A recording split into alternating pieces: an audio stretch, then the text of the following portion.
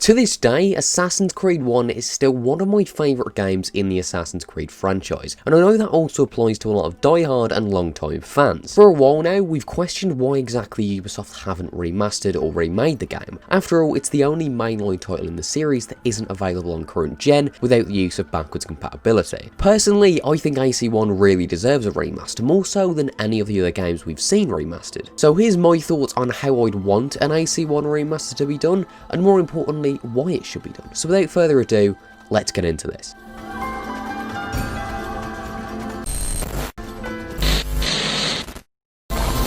So first of all, why? Why should AC1 be remastered? Well, as I mentioned, AC1 is a great game, and it has aged fairly well in a lot of respects. Great games with impeccable level design, atmosphere, a jaw-dropping soundtrack, and truly compelling narratives never truly age. There's a reason why games like Mario 64 and GTA San Andreas are still considered some of the best games of all time, because games that are truly great will never age to the extent where they become bad. And as much as 2007 has some great games, there's not any from that year that I think couldn't do with a touch-up in some areas that technology from the new decade allows for. Besides Peggle, because Peggle is truly timeless. My point is, AC1 is still a great game, but now it has the potential to be greater, to be a better experience as you'd expect with 13 years of technological advancements. And by technological advancements, I don't just mean switching up the game's saturation.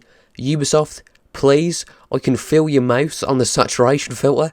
Don't do that. What an AC1 remaster should do is, well, I don't think it should be a remaster, I think it should be a remake. Remasters and remakes have been huge this generation, this year specifically, and some of them, like the Insane trilogy, are phenomenal. Remakes like that make huge graphical upgrades and general quality of life improvements that genuinely improve your experience. The second and more popular camp, especially in Ubisoft's case, is to make a glorified port that at times feels like you're playing the same game, and oftentimes worse. Ubisoft have a habit of messing up little things in remakes, like making lighting and facial animations look worse for some reason, and those are frankly awful. They're an easy paycheck that allows for publishers to capitalise on nostalgia while putting in minimum effort. And I do say that as if I don't cash into these multiple times a year as well, but I do.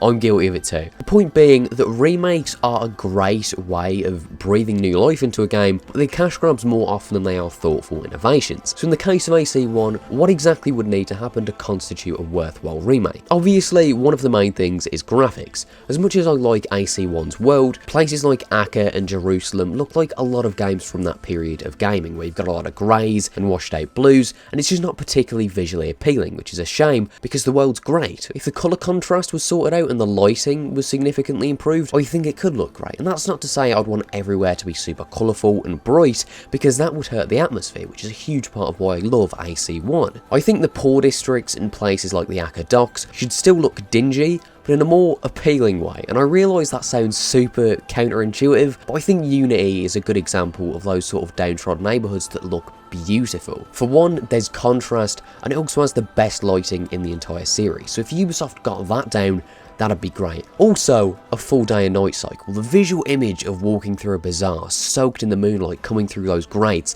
a starry sky hanging over the kingdom as you travel to a new location, is really given me a classic bit of false hope for something Ubisoft will never give us, but that is the tragic life of the AC fan, unfortunately. Also, in terms of other quality of life type things, a lot of sounds in the game, like ambient dialogue, are quite obviously compressed, which is a shame because the sound design in the classic games is phenomenal, and it adds so much to the amazing atmosphere those games had. With graphics being the most obvious tweak for a thing like this, what I want most is for more fulfilling side content to be added to the game. Does this map make you want to jump off a 5-story building? Yeah, me too, and it really shouldn't. Side content in AC1 was very much a last minute addition, and as a result of that, what we get is fetch quests and checklists with no motivation besides reaching max sync. And I do criticise the newer games heavily for having super repetitive content both in and out of the main story, and it wouldn't be fair if I didn't give AC1 equal treatment. The main story narratively is brilliant, but gameplay wise it's fairly hit or miss. You have missions like Robert de Saab's attack or the Arsuf mission, as well as the actual assassinations, which are all great, but between Between those are the investigation missions. I don't think the investigations are inherently bad, but the sheer quantity of them is. On paper, I love the idea of investigations. It's you using your skills as an assassin to learn more about your environment and your target, and that makes for a more satisfying assassination that really feels earned, and the information you learn is actually useful to pulling off that assassination as smoothly as possible. The issue is that there's only 3 of these, or 4. There's pickpocketing, interrogation, eavesdropping, and also informers, but they're much more uncommon. You're only required to do 3 assassinations per target, which still adds up to 27, keep in mind, but that is a lot, and between these phenomenally designed assassinations and intriguing glimpses into Abstergo are these missions that quickly begin to feel like clockwork. And I hate that they do, because as I said, I love the idea of having all that information at my disposal to make the assassination the best I possibly can, but having to do 54 of these really isn't that fun, and I usually just go for the minimum. To amend that, I would definitely still keep investigations a thing. I think learning about your environment and getting immersed in the world is so important to the game, and I wouldn't want to cut that out. My suggestion would be to make entirely new missions that is still investigations,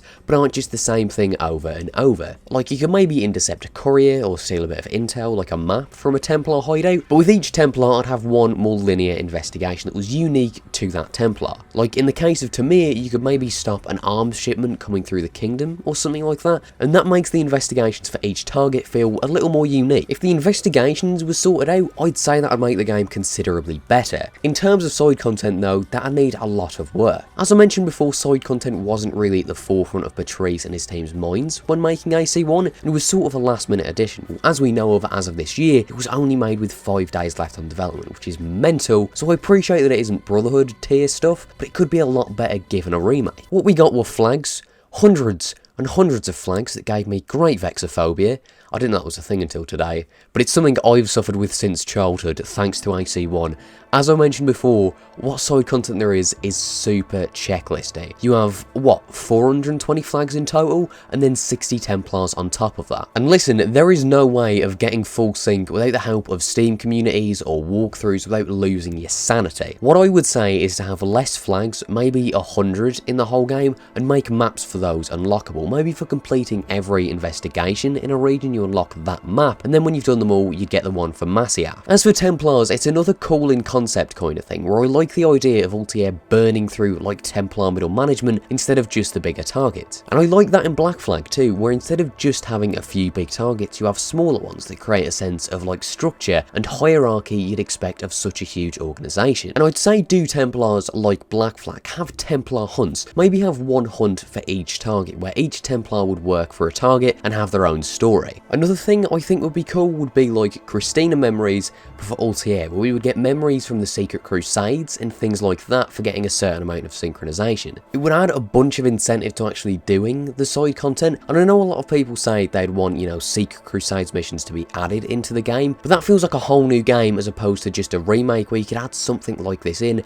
as side content, and it would be just like the Christina missions. I do think there's also some other quality of life improvements to be made, like give us subtitles and allow us to have sort of free roam after the game's done. Since we know what happens after Al-Mualim's death thanks to Revelations and that cliffhanger isn't really necessary, I think we should just be able to roam the world without having to restart Memory Block 6 over and over and having to sit through that dialogue. Swimming as well, I don't want to be feeling like the most epic assassin to ever live, traversing across the Akka docks and then die instantly as soon as I make contact with the water. Multiple save files as well, that's like a must. In terms of any other stuff, just chuck Bloodlines and Altair's Chronicles in there. Both of those are fairly inaccessible today without emulators, and those would be nice. Anyway, I hope I've gotten you excited for an absolutely amazing remake that will most definitely just be a reskin when it happens. No, but it's nice to hope. As dangerous as that is to an AC fan, it's still nice, and I think AC1 is more likely to get the remake treatment than the Ezio games or AC3 were because of that massive time gap.